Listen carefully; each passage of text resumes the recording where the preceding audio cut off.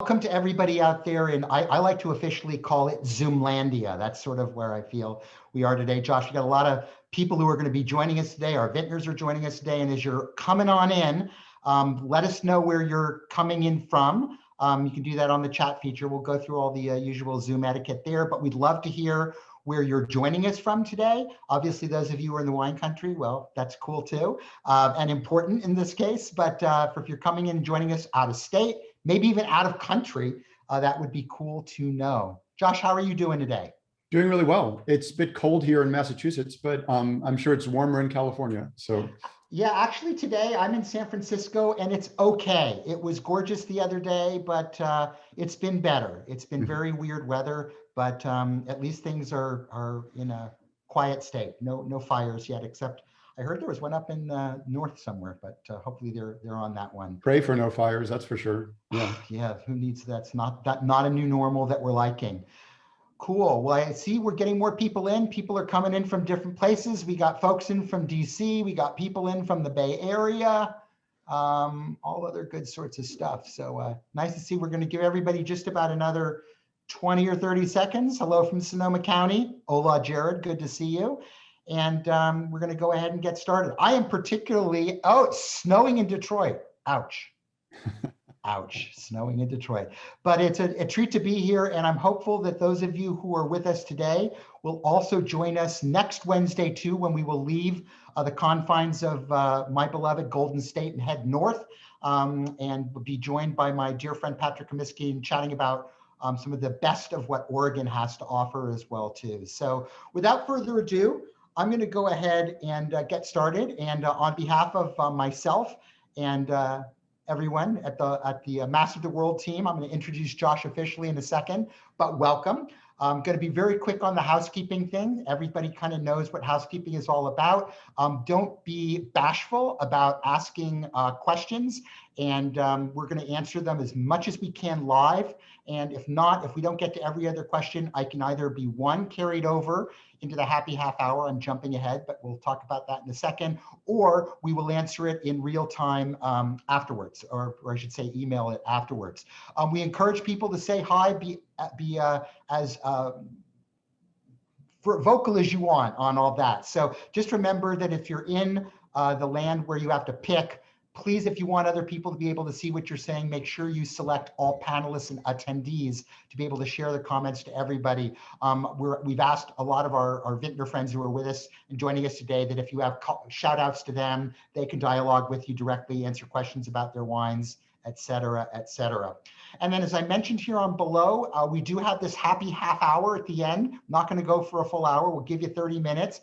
But right now, you're just seeing Josh and myself. Later on, as vintners are revealed, they will join us too and then go on and off screen. But at the end, everybody gets to go on screen. That includes all of you. If you would like to join us as well, you can, we'll be able to turn your cameras on and all that too, and ask direct questions of the vintners, of Josh, of myself, of anybody, as we kind of enjoy and hang out and drink these absolutely delicious wines. So without further ado, I want to introduce my partner in crime today, and that would be Josh.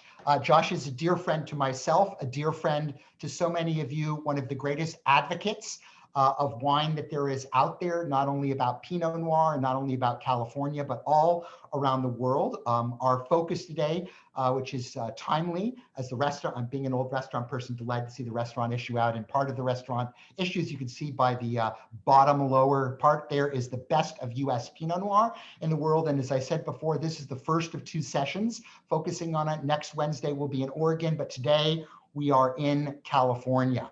And I think before we actually jump into this, what I hope will be very dynamic, evocative, occasionally provocative colloquy that we'll have here, I thought, Josh, it would be great if you could share with us, just sort of give us some framework here. And, you know, it's a very broad topic to say Pinot Noir and to say American Pinot Noir, and in this case, California Pinot Noir. So can you sort of share with us what your thoughts are and what you are looking for in great Pinot Noir from California, and then how you judge those wines in the context of their provenance or terroir? What's in your brain there? I'd be happy to, Evan, and thank you so much for helping organize this. This is a great opportunity for me to show off 6 wines that I really love. And I love them because each of them is really distinctive and different. They're not really about Pinot Noir per se. And Evan and I were talking a little bit about this earlier, that California sort of invented this idea that varietal character is important. Before really the 60s or 70s, the wines were labeled varietally in the New World. They were often really labeled by these sort of weird associations with the Old World, like Chablis or Burgundy or things like that. And they weren't necessarily the varieties that were used in those places.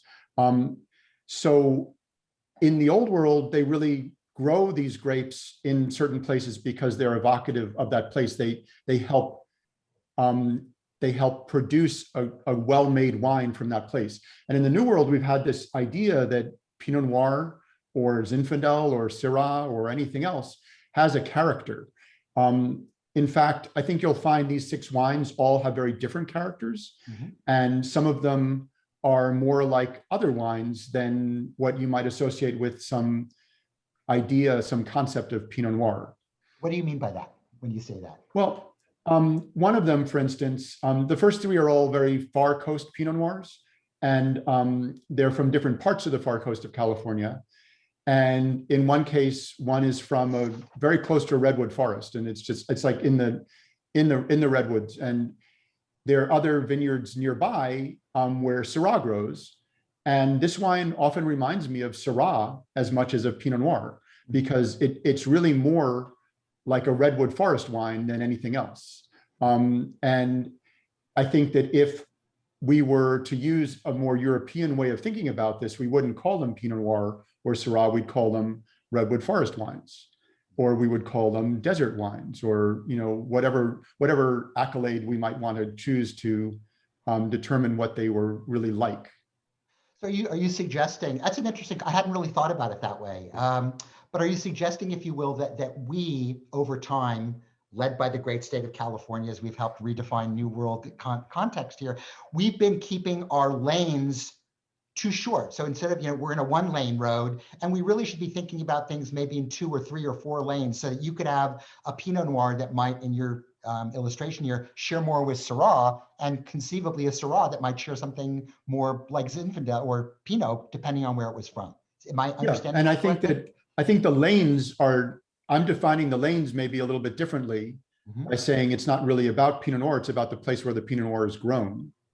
And so the lane would be that particular part of the coast. Maybe it's Santa Barbara, maybe it's a more narrow area of Santa Barbara, maybe it's Sonoma County, maybe it's a narrow area of Sonoma County that has a particular group of flora and fauna that create an environment, and has a cultural group of people that also create an environment. Because when you think about it, I mean, if you think about Napa Valley expression, a lot of that has to do with the people growing the grapes there. And if you think about Sonoma County expression, it also has to do with people growing grapes there. So the people are very much a part of that whole environmental aspect of the wine.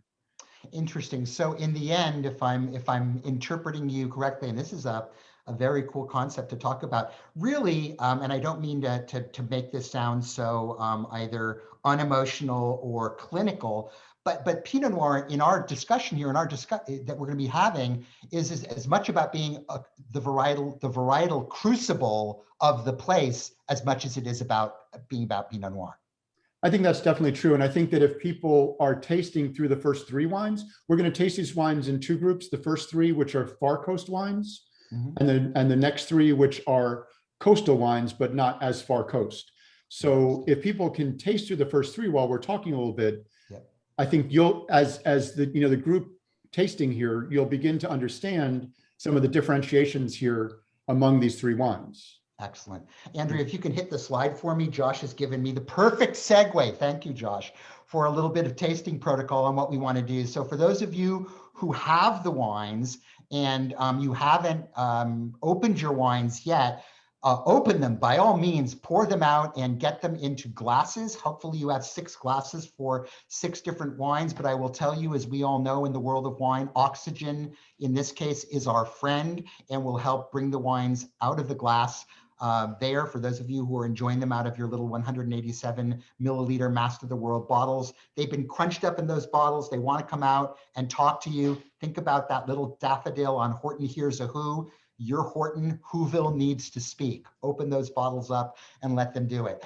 As Josh noted, please feel free to engage your glasses as you want. 1 through 3 will be discussed and revealed as 1, 2, 3 within a set, and 4 through 6 as well. But you should be, particularly as Josh is making his overview comments to the general geography contextually, at least try the wines then. And then as we talk about the wines individually and reveal them, you can focus in on them a little bit more.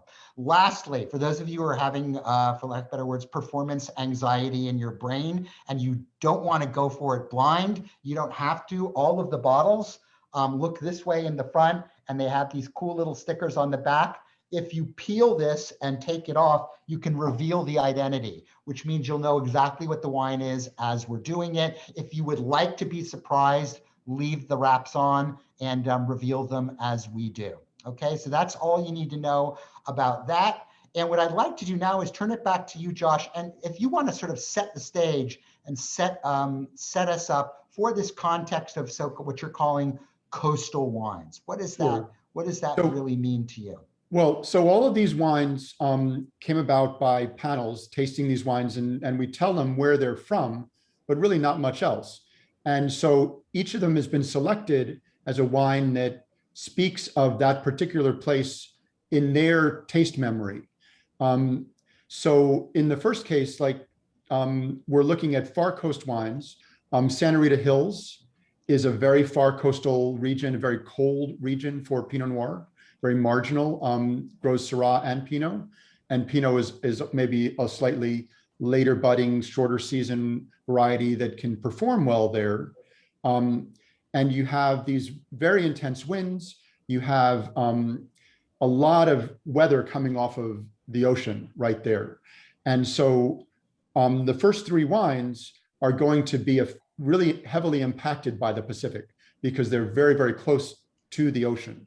When I think about coastal wines in California, I think about the interaction of the Central Valley and the ocean, and how the Central Valley heats up during the day, draws a lot of air in, it draws fog in at night, and there's a big impact between the heat of the Central Valley and the cold of the ocean. And this is really the dynamic that shapes a lot of the wines inland on the coast, as well as right smack on the coast. So I think about things like seaweed when I taste wines from certain coastal regions. I think about I often find redwood forest character in some of the wines. I think about more marginal ripeness. So I'm not getting the really heavy duty richness that I might get on an inland Pinot Noir, but I'm getting a finer structure, maybe a finer tannic structure, and more of an acid balance to it, refreshing it. And so that structure is something that can often keep these wines aging for a very, very long time.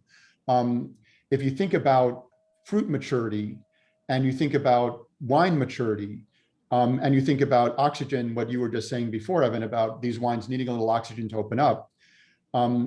If you've got a very cool, crisp region, and you're getting cool, crisp fruit out of it, it requires some time in bottle to really begin to mature.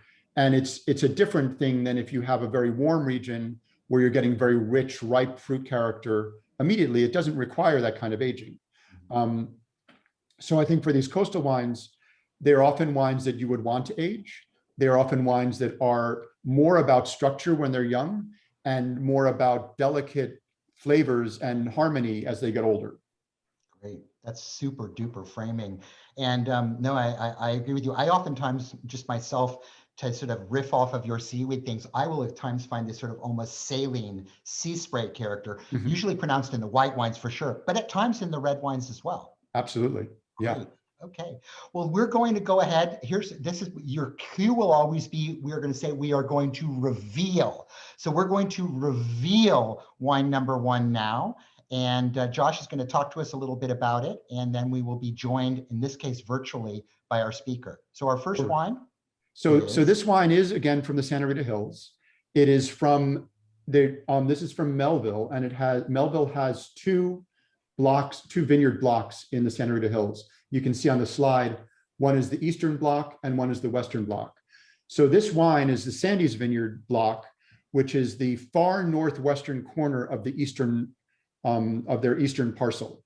So it's right up there at the top of the hill, at the on the west side of the screen, the west side of that block, and it was originally planted, I think, in 1998, and I think they've added to it. They have 4 different clones there, so a mix of fruit characteristics that are going to come through. I think they were probably thinking that they want to have enough diversity in their plant material so that it is in a marginal place like that, they need to have a little bit of insurance as to what's going to ripen properly. And this wine, I think, is a really good example of Santa Rita Pinot. Chad has been making the wine himself. Chad was involved as the grower for years, and he took over, I think, in 2015, making the wine. And I've really enjoyed his style of wine. And Patrick Comiskey, he's the one who actually rated this wine. We both really like these wines because I think that as a grower winemaker, he's much more become like a vigneron in the last 5 years. And I think that shows really well in the wines. Great. So unfortunately, as they were saying at the Oscars, Chad can't be with us today, but accepting on behalf is actually Chad in virtual format. So we're going to listen to him here for a couple of minutes, and then Josh and I will come back to you. Hey, Chad Melville here, Melville Winery. We are located in Santa Rita Hills, just north of Santa Barbara, about an hour right on the coast. 120 acres, organically farmed, 100% estate. So we own all of our own land, do all of our own farming, and we don't purchase fruit from anybody. It's been like that from day one. 25 years ago, my brother and I planted the vineyards, heavily to Pinot Noir, but we have some Chardonnay and Syrah, now a little bit of Grenache as well. I'm here to talk to you about the Sandy's block. It's a 5-acre piece, 4 different clones in pure sand, but it also happens to be named after my Aunt Sandy. We've got a pretty small family, and she's a very special woman, and we're also not that smart, so we keep things, pretty close. We can always remember Sandy's block is pure sand. What makes it really unique, though, is, sand obviously has got challenges, right? It doesn't hold water very well. It doesn't hold nutrients. So ideally, you have this combination always of this health and stress. We provide a lot of the health through our cover crops and our nutrient program. But then Mother Nature provides a ton of stress in terms of the cold, the wind, and then in this case also the sandy soil. The 4 clones are 459, 828, 114, and Calera selection. It's been like that from day one. They're all unique and they're all different. Clones are important, there's no doubt about it. In this case, I think it's really the soil that's dictating kind of the style of the wine more so than anything else. The approach is very straightforward in the cellar. Long skin contact, a cold soak, about 50% whole clusters, so that's 50% is not destemmed or whole clustered. And it's fermented in little tiny open top fermenters, about 1.5 tons each. So essentially making 100 cases at a time, super small production. This is just over 600 cases, which is about what 5 acres will give you essentially. The barrels are old barrels, so 25-year-old oak, French oak barrels. So the idea there is that there's no new oak. You froze. Did he freeze? There's no oak imparted in the wine, right? So the oak aroma, the oak flavor, the oak texture is non-existent here by design. It's an ingredient, and it's a great ingredient. It works really, really well for a lot of wines, tequilas, bourbons, whatever.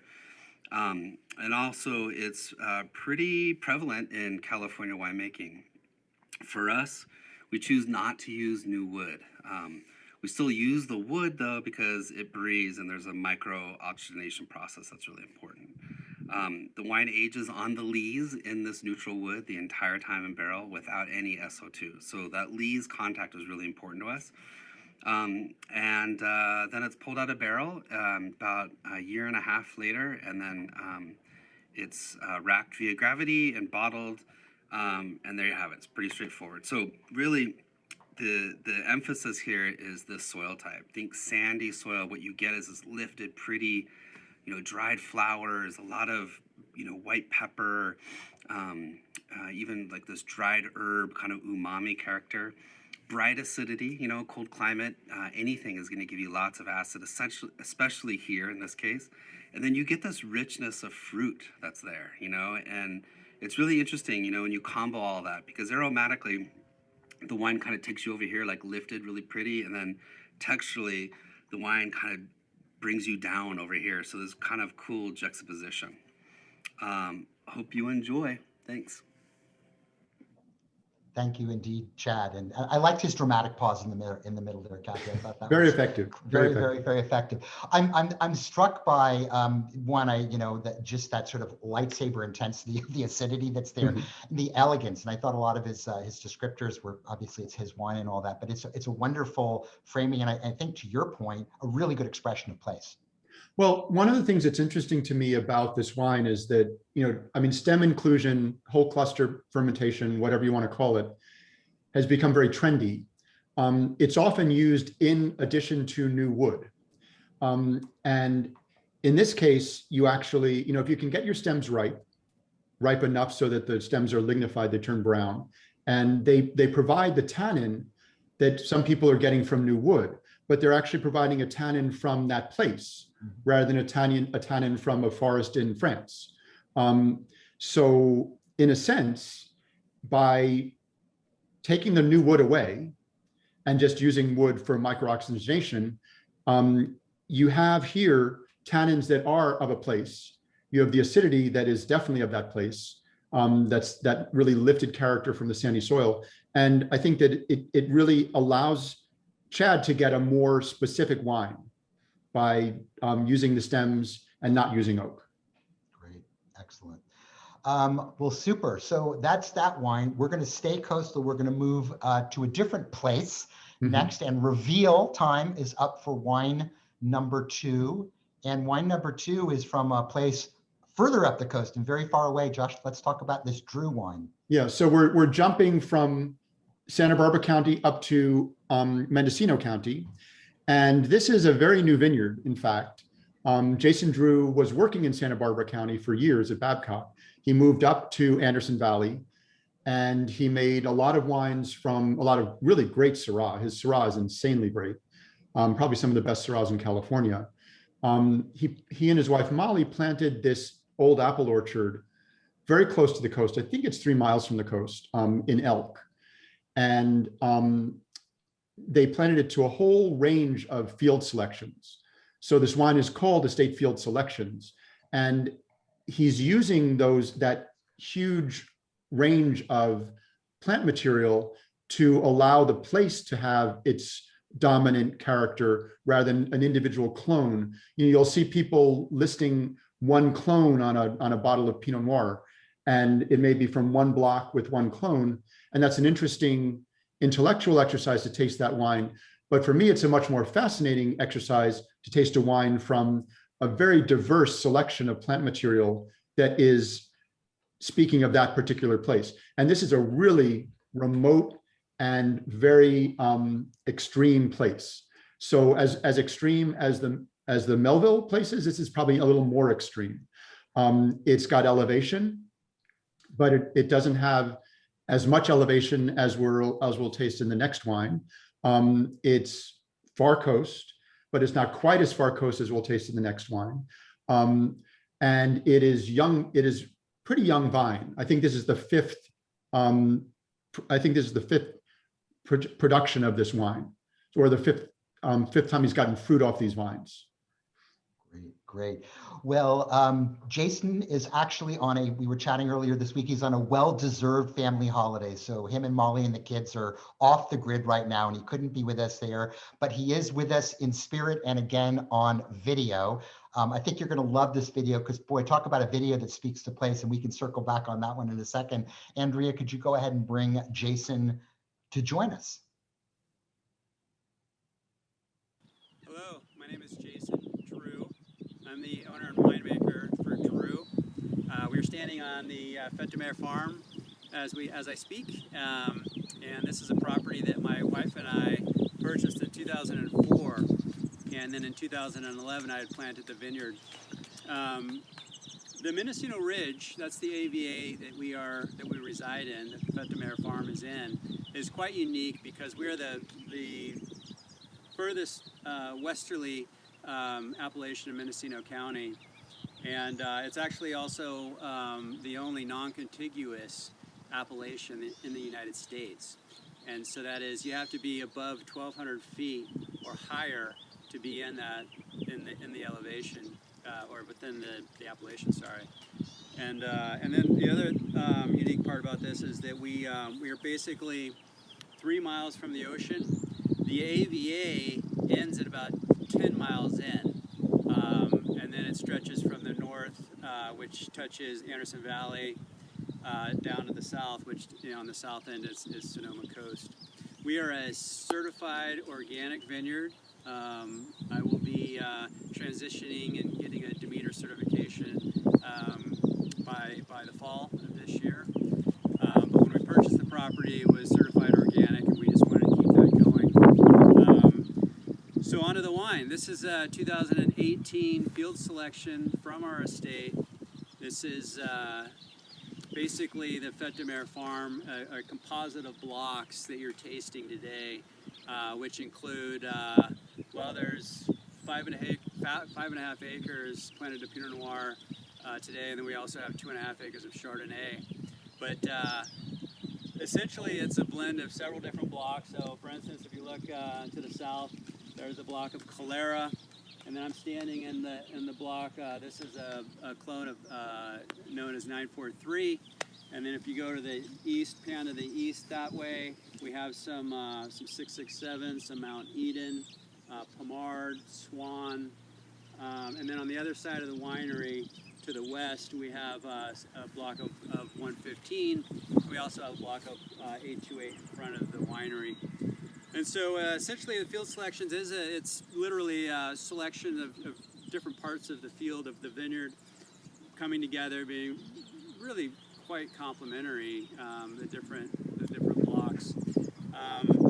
The soils are pretty ideal. They have great drainage, and there's also great water holding capacity. So they're actually ancient ocean floor soils that were uplifted from the tectonic plates. And you can see that the slopes here, I mean, there's not any part of the vineyard that's on flat land. And so we get a lot of really nice, again, drainage. I fermented 80% of the wine with whole cluster, which adds really, to me, it kind of lifts up the aromatics quite nicely and helps keep the finish consistent and long. The season was really ideal. We had a very long, cool growing season, so we didn't have to hurry. We were really just having a good time cherry picking the different blocks. And the flavors and the aromatics came in at a really pretty low sugar level. So that was another really nice part about the vintage. And I hope you enjoy it. Thank you very much, and cheers. And thank you, Jason, for that. Wow, it was it's another wonderful place expression, and you had talked about. I mean, when I think of this part of the world, one of my regular descriptors is actually conifer, and I find that character permeating throughout wines in this part of the world, and it is very much a wine of place. Yeah, I'm completely in love with this wine, I have to say. I've been out to this particular vineyard and it's extraordinary. It's just extraordinarily beautiful. But there's something, from my point of view, Jason and Molly discovered a Grand Cru vineyard in California. I think that a lot of people look for old apple orchards to plant Pinot Noir. And in this case, they found one that for such young vines, the richness of this wine, the depth of flavor in it is extraordinary to me. And this wine gives me goosebumps every time I taste it. Yeah, no, I'm a fan of this wine. I'm a fan of what he's done.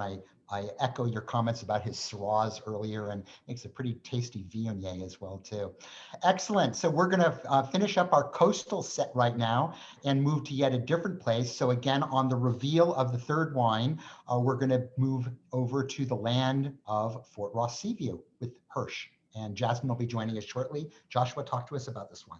Yeah, so this is the blend that Jasmine makes from a range of blocks at her family's vineyard. And this vineyard is this is probably one of the most beautiful vineyards in the world. It's way up in the hills, overlooking the ocean, high above the fog line. And so you get enough sun to ripen the grapes, but you get this really intense weather right off the coast. And they have these two ridges that one is the East Ridge, one is the West Ridge. And David Hirsch bought, I think it's 1,000 acres of land that he bought in 1978. And he started planting. He was from Santa Cruz. He started planting up there and planted Riesling and Pinot at first. And his Pinot Noir had really caught the attention of a lot of people in the 90s. And he was selling to really all the top Pinot producers then. Started making his own wine in the early 2000s. And went through 3 or 4 really top winemakers before Jasmine took over very recently. Jasmine Hirsch, David's daughter. She had been working on the business side of the company, and really knew the vineyard as well, if not better, than most anybody who was working there. And what's fascinating to me is that this blend, which is named after the San Andreas, which runs through their vineyard. This particular vintage of this blend, I think, is really one of the top vintages of this blend that they've ever made. And so I really congratulate Jasmine for stepping up to the plate, becoming a true vigneron, and creating this really beautiful wine, this really magical wine. Absolutely. Now, I did ask Jasmine if she could join us by video today, but she said, I couldn't do that, but I can actually join you in person. So okay. With the next slide, Jasmine, if you want to join us, talk to us a little bit about this wine, add your thoughts into the conversation. Thanks, Evan. Thanks, Josh. I'm so happy to be here with all of you today, and I'm honored to follow wines made by 2 winemakers who I really respect, and also people that I like. So really, really awesome. And Josh, thanks for your kind words on the 2018 San Andreas. This wine was actually made by our former winemaker, Anthony Filiberti. His last vintage was with us was 2018. Okay. So I was still working exclusively in the vineyards in 2018, and Anthony Filiberti did the vinification, and he left right after harvest. So he barreled down all of the 18s, and then unfortunately he left Hirsch. So I took over at that point. So I was responsible for the élevage and the blending.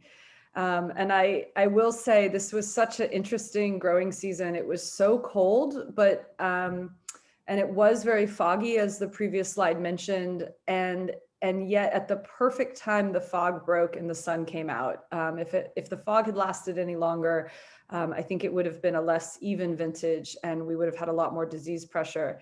But even when the fog broke and the skies cleared, it remained a very cold summer. So we had long stretches where we barely got to 70 degrees. I mean, I remember many days, beautiful blue skies, high clouds, sunny, but it was 65.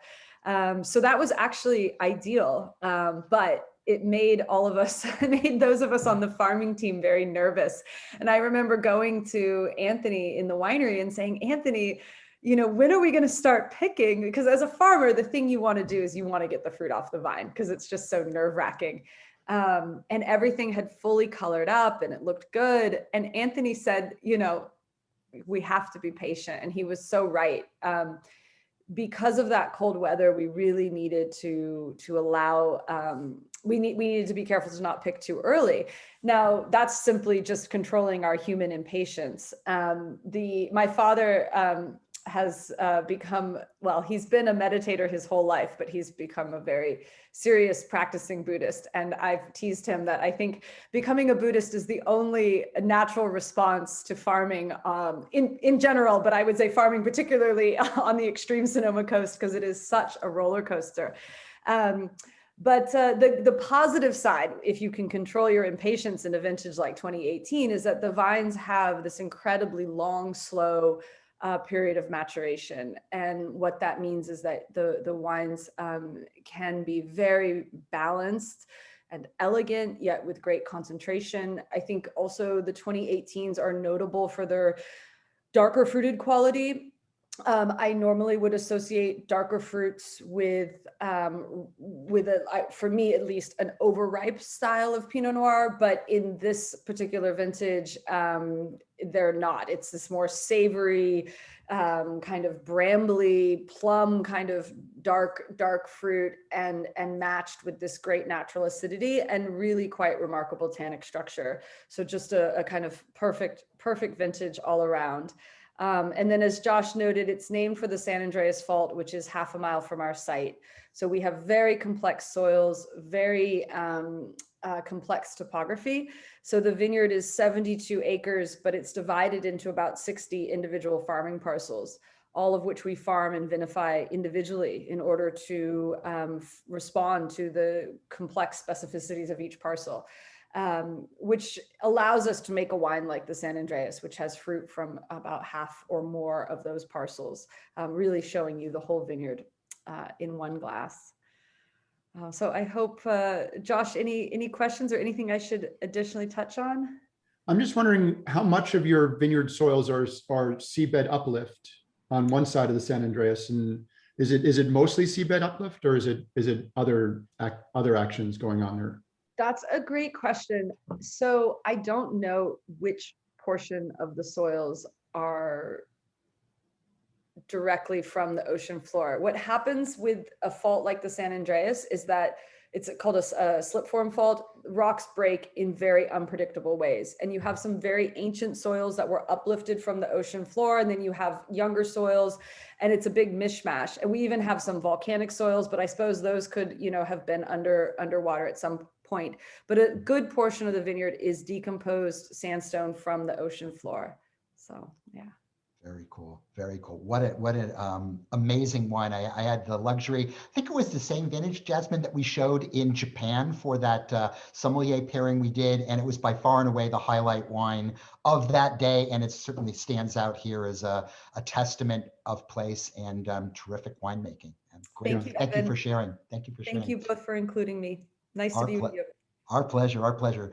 So we're going to shift gears now. And as I mentioned at the outset, we're going to do another trio of wines. And this time we're going into a more, I guess, a tighter space, if you will. Not that the Russian River Valley is a small area, but the next three wines all emanate from different spots within Russian River Valley overall. Josh, why don't you give us kind of your assessment of what, your approach here, and then we'll move into the individual wines. Well, when we taste Pinot Noir, Russian River is sort of Pinot Noir central in California. I mean, you've got Ale Amity in Oregon, and you've got Russian River in California as sort of the place that so many people focused on for Pinot.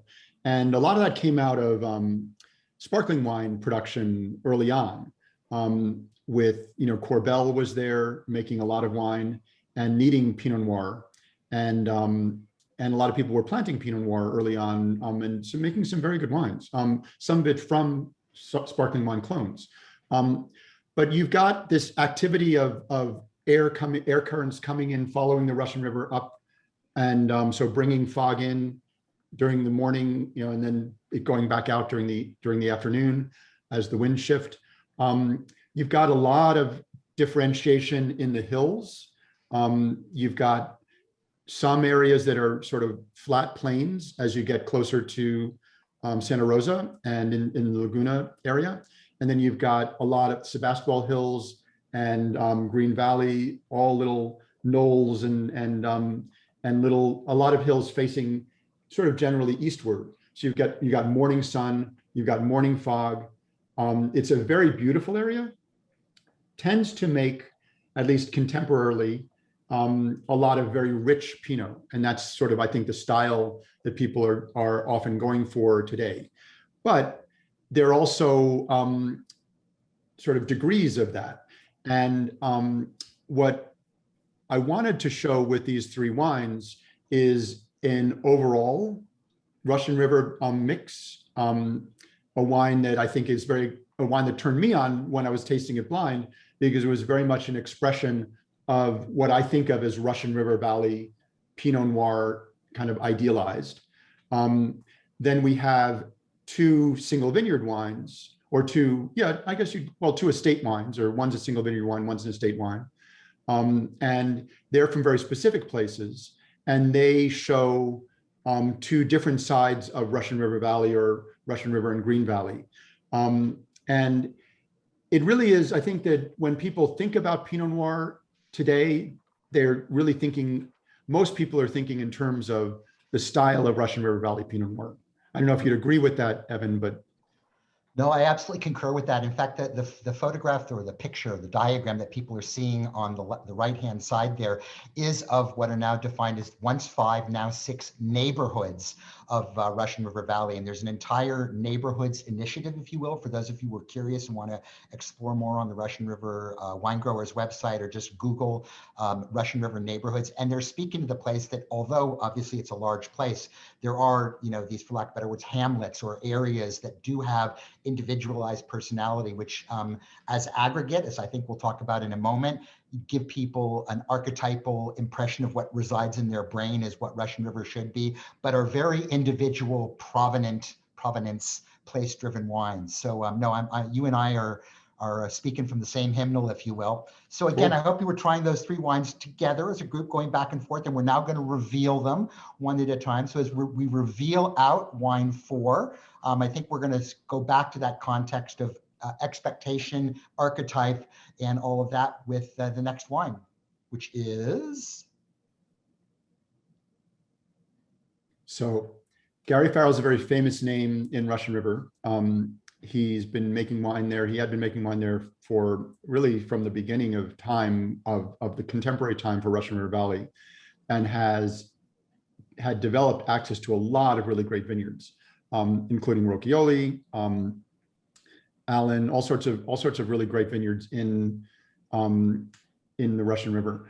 And since 2012, Teresa Heredia has been making the wines.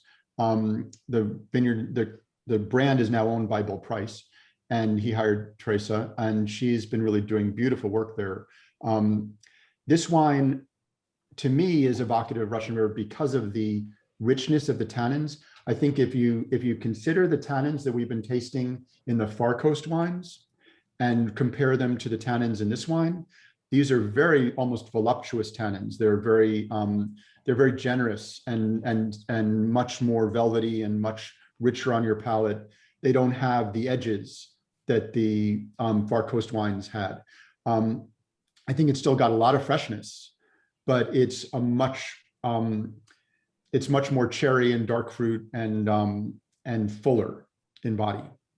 And for me, it hits on that sort of hallmark textural expectation that people have. You use the word voluptuous. I often describe them as at times creamy, particularly as the more east you go. We're delighted to have Teresa Heredia with us today. And Teresa, if you want to join us as we look at some gorgeous shots of the winery on the next slide, and talk to us a little bit about your thinking and how this wine gets assemblaged. Yes, thank you so much for having me. And Josh, thanks for the perfect introduction. So this is exactly how we think about the Russian River selection from inception each year. And it's how it was thought about back in the day when Gary first started it. So it is an expression of the Russian River Valley as a whole. And it's intended to take a little bit of each. It's like the painting. And, I guess in many ways, I get to be the painter, and I have all these different colors to choose from. So we have the different neighborhoods that Josh was telling you about. The northernmost section is called the Middle Reach. It's the warmest area in the Russian River Valley, and it's where some of the most iconic vineyards are located, such as Rocchioli, Bacigalupi, for example. And in this area where Gary Farrell Winery is located, because of the warm, sunny days, you get more of that really juicy, succulent red fruit quality, those kind of soft characters that we were just talking about, the cherry and rose petal. And then from the western area in the neighborhood called Green Valley, you get more of that deep, dark, earthy, tannic structure. So you're going to get more blueberry and blackberry and earthiness from that location. It's more powdery, sandy, Gold-Ridge series soil versus the riverbed gravelly loam that you get at Rocchioli in the other neighborhood that I was just talking about, the Middle Reach. And then south of that, you have the Sebastopol Hills, which is a very, very cool climate. It's located near the Petaluma Wind Gap and influenced by the marine layer as well. So it's foggy and it's really windy. The grape clusters actually struggle to plump up. And so they have a really high skin to juice ratio. So you have that deep, dark, earthy fruit flavor that you get from Green Valley, in addition to even more concentration and structure and a really beautiful exotic spice and fruit profile from all the surrounding trees. There are lots of bay laurel trees out there and many other types of trees. And then right in the center, in the heart of the Russian River Valley, you have the Santa Rosa Plains that Josh was talking about. It's a flat area. It gets warm and sunny during the day, but it's very cool at night because cold air settles. So the vines really retain beautiful, ample acidity. So acid is one of the defining characteristics of those wines, but because of the warm, sunny days, you get this really concentrated, opulent fruit and really great tannin expression as well. So this Russian River selection is a blend of about 23 different vineyards from all those neighborhoods. And therefore, it's kind of like in a musical reference, we like to call it the orchestra, whereas each of the individual vineyards we refer to as a soloist. So I love making this wine more than any of the others because it takes us about 3-4 weeks to taste through the individual components and really, make the most expressive Russian River blend that we possibly can. Teresa, what's that? I was going to ask you, is this a harder wine to make than a single vineyard expression? It is. So with the single vineyard expression, we have fewer components, fewer barrels to choose from, and I have a really great idea of what that individual vineyard is intended to taste like. Whereas with the Russian River selection, we have so many different components to choose from. We have the key components that we always need to put in, and then we have to sample and, taste many, many different blends. So it is a lot more work. Making it is a lot more work too. Teresa, Patrick Comiskey was just asking how many components are in this wine? About 23. Okay. So you're getting components like Rocchioli, Bacigalupi, Hallberg, McDonald Mountain is the Sebastopol Hills vineyard that I was talking about, Benovia. There's even a little bit of Fort Ross, which I love making because before I came to Gary Farrell in 2012, I spent 10 years making the wines out at Freestone, which is not very far from Hirsch. It's, very cool coastal climate, just one vineyard. And so I like to bring some of that into the Russian River selection blend as well. So we use a lot of coastal fruit in addition to the Russian River Valley fruit. Wow, and I think that you get the whole combination in this wine, and it really, I find it very well integrated. The components feel very well integrated in it. Absolutely. Thank you. It's a fun wine to make because it is all those different fermentations that go into it. Thank you, Teresa. Yeah, this is classically an illustration of the whole being greater than the sum of the parts. So delighted. And I wish that everybody who is trying Russian River Pinot Noir, who has that idea in their head, tried this wine first before they did everything, because I think it would deliver on that expectation every time. So really appreciate it. And Teresa will be with us in the happy half hour that follows shortly. So once again, great wine, great intro. And now we're going to get more specific. So Josh, we're going to reveal wine 5. And yes. If you could talk to us a little bit about that. It's a very different wine, albeit with threads of continuity. So this is a wine from the Sebastopol Hills. So this is western Russian River Valley. And it's fairly low altitude. It's 200 feet. It's an old apple orchard that Bill Price, who Three Sticks is named for Bill Price's Bill Price III, and he's got Three Sticks after his name. So he started this winery in 2002, I think, or beginning of the 2000s. And then Bob Cabral, who had been at William Sellium for a long time, he came over in 2015, and he's the winemaker, he's like the winemaking director, and Ryan Pritchard, who's with us today, is the winemaker. And so they have, as a team, are making wines from many different vineyards in Russian River Valley and beyond. And this one is a vineyard that they own and that they planted in 2012. And I believe Ryan can correct me on that if I'm wrong, but I think it was 2012. So it's young vine fruit. But it struck me as really interesting for its floral characters, as well as right now, I think that it's already shifted a little bit in its development, and the oak is showing a little bit more than it was when I was first tasting it. But you still get this there's like a dynamic battle right now going on between the fruit and the fruit expression and the oak expression. But because I think it's a very fresh style of wine, even though it's rich, but it's very fresh, you still get this is a wine that needs time to integrate that oak in its flavors. Absolutely. And Pinot undulates that way too. I find that, literally on a month to month and at times week to week basis, you'll notice one character more than the other. And I concur with you about the oak showing a little bit more today. Ryan, would you like to jump in and fill out the picture for us? Absolutely. Thanks for the intro, and thanks for having me today. It's interesting. We've been hearing from folks, most of which have come from estate vineyards, and sort of one specific spot is their estate. And we're kind of lucky at Three Sticks. We have 6 estate vineyards, but they're sprinkled throughout all of these different regions that we've been talking about today. So, we have a vineyard in the far coast, all the way up almost to the Mendocino coastline, and then Durrell Vineyard, which is sort of at the very other end. So 2.5-hour drive between those two. So I feel lucky to be able to make wine from so many of these different spots, and make really different wines. We see a big variety in soil type, in aspect, in microclimate. And this vineyard, the William James Vineyard, is just on the west side of Sebastopol on your way out to Bodega Bay. And like we were talking, and I saw a question in here asking about the old apple orchard, and that's exactly, this was an old sort of derelict apple orchard that we had found in this just sort of a crown of this hill on your way, one of the few hills coming into Sebastopol.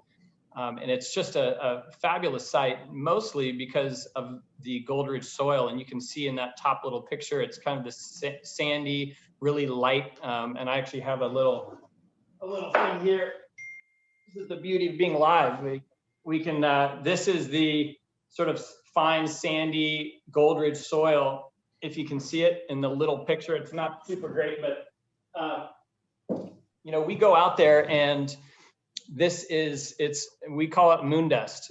You go out there and you sample the vineyard, and it's pretty obvious where you've been. You can't sneak around and go to this vineyard because you've got this fine dust up to your knees after going out and working those vineyards. It's right sort of right on the west side of Sebastopol. You get these big sort of wind events every day. It reminds me of sort of the Midwest or whatever. In the afternoon, you get these storms that roll through. It's you don't get the storm part, but you get these pretty violent winds coming through that really cool down this spot. And we have other spots that are cooler in climate. Gaps Crown is cooler, and we generally pick later, but that's more of a sort of a constant wind that happens almost all the time, and fog with that. Whereas this, it'll warm up during the day just for a few hours, really. And then the fog comes in and the wind comes blasting in to kind of shut this down. And I think this wine is really sort of characterized by that soil.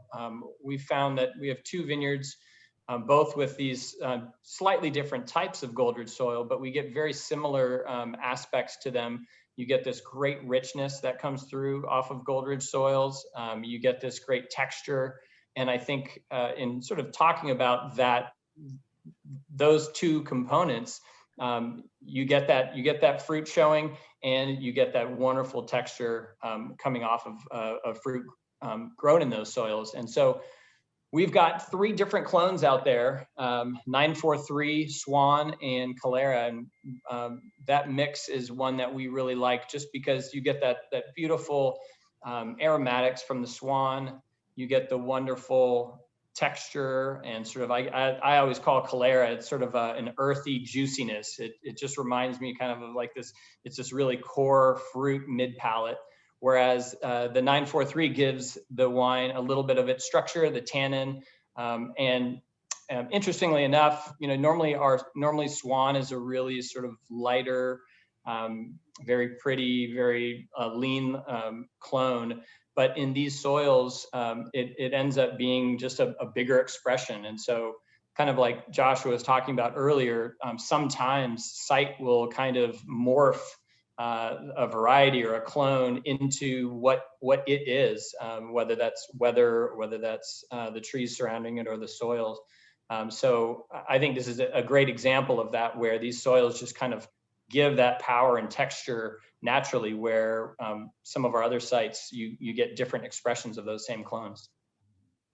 It's just delicious. Thank you so much, Ryan, for sharing. Josh, any concluding thoughts? It is delicious, and I was watching some of the chatter going on around the wine on the chat coming up, and people are talking about the richness of the wine, and I think that is it is a very rich wine. But what strikes me as well about it is that floral aspect, and it's almost, you know, it's I think typical of these far coast hills that you get more floral qualities in Pinot Noir, and I really love that aspect of that particular wine. Thank you. Yeah, I think that this site, you know, that's largely the Swan character kind of coming out with that, and a little bit of that Calera kind of adding that component. So it's one of my favorite wines of this vintage. The 2018s in general, just a fabulous vintage, kind of across the board though. Fantastic. Thank you, Ryan. Yeah, absolutely. Thank you. Josh Jensen's got to be happy, smiling everywhere. His little Calera clones popping up as we've had our narrative going today.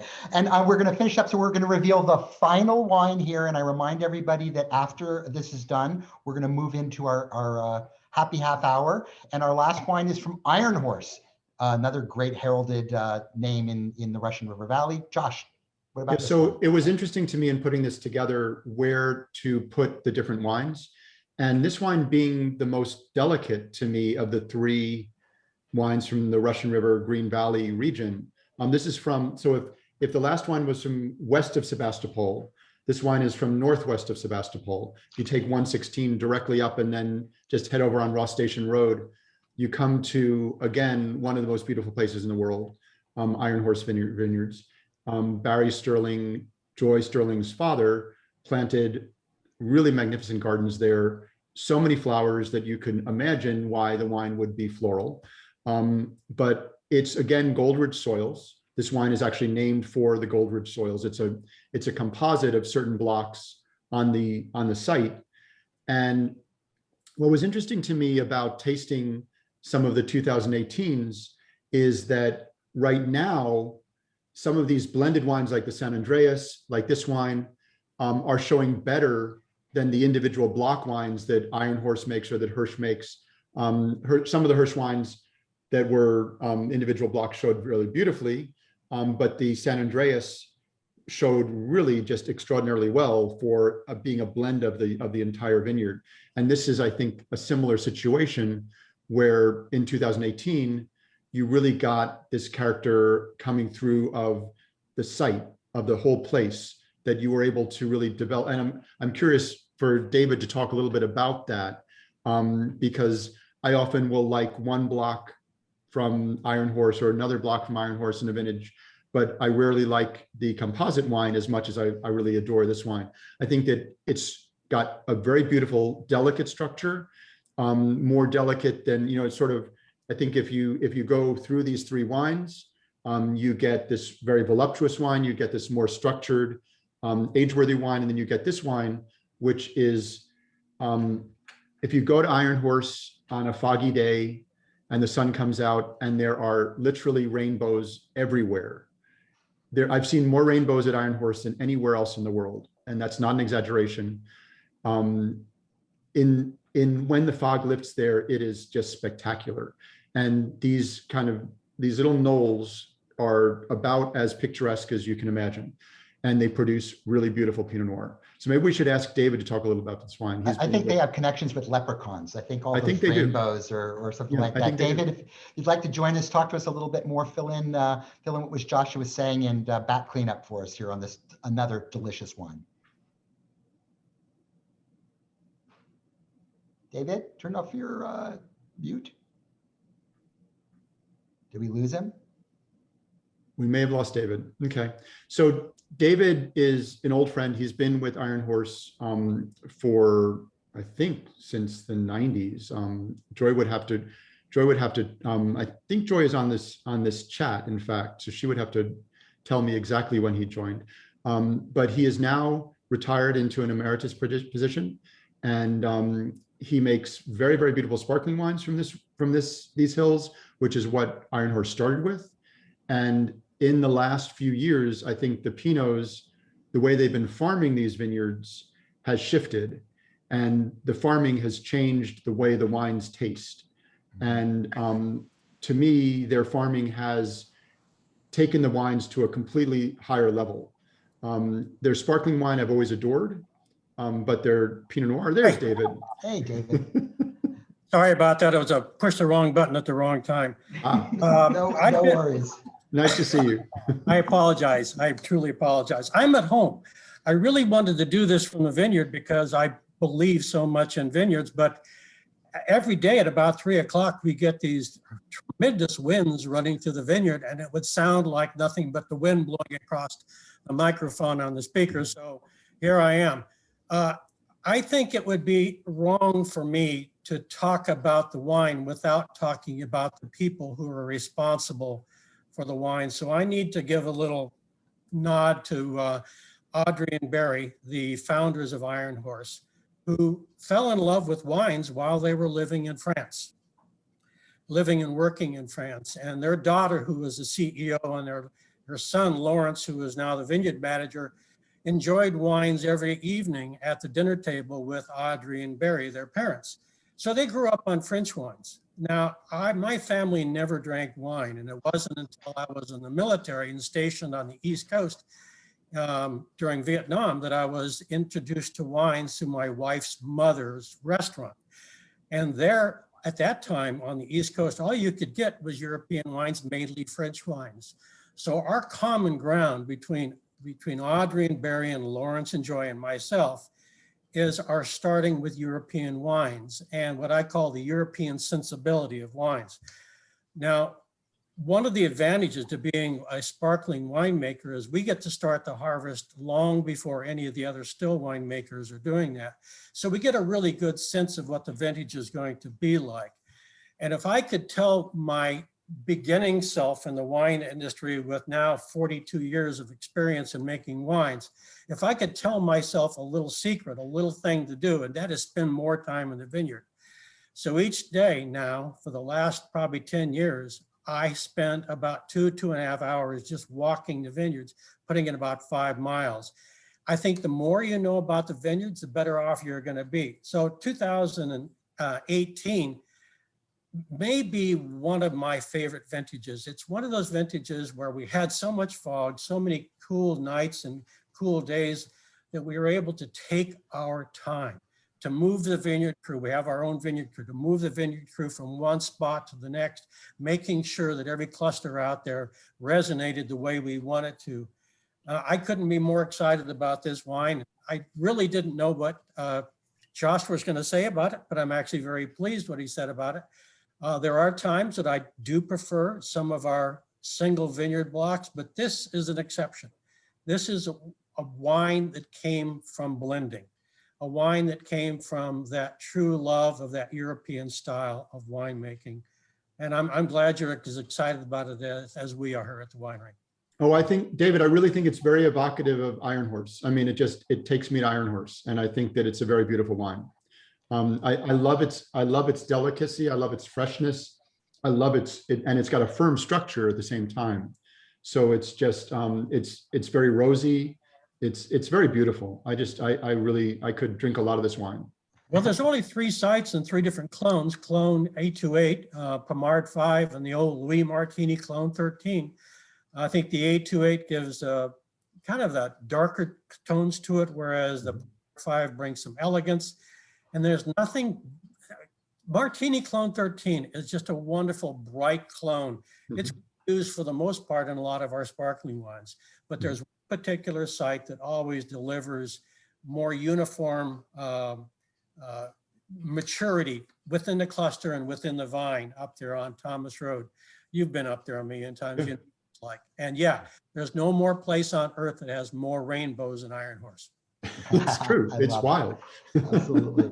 Thank you, David. And all of our vintners are going to stick around with us as we transition over into the next part.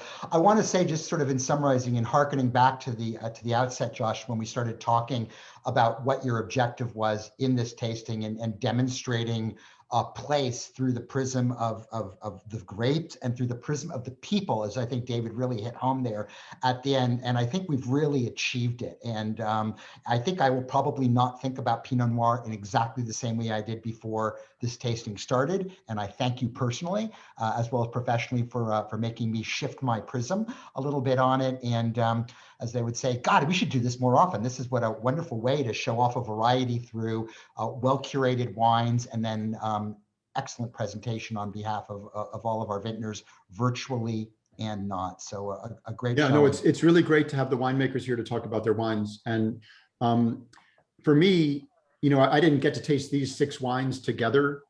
And when we tasted these wines, they were all spread out in different tastings. And for me to see them side by side, it's really fascinating. And I would urge people to sort of go back and compare some of the further inland wines with some of the far coast wines. You really do see a lot of stark differences in style here. And I think that style is driven primarily from site. Yeah. So I know a lot of people think it's sort of bogus to talk about terroir and site expression, but I believe that this tasting shows that it does exist. I absolutely 1000% concur with you, and encourage everyone to do this sort of cross-tasting, cross geography, 3-dimensional chess moves that you're talking about. It'll be even better. So as I'm going to ask everybody now, as we bring everybody else on, I'm going to ask all of our vintners to join us, turn their videos on. I know we're going to bring everybody else here.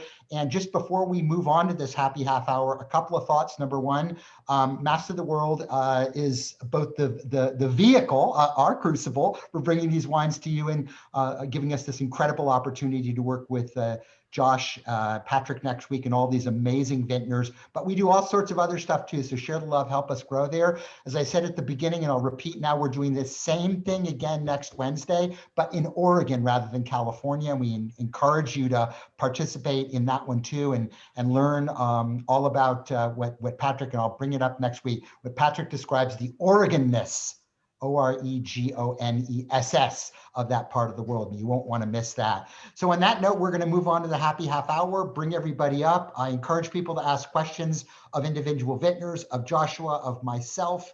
We're all here, we're all game, and we're all excited.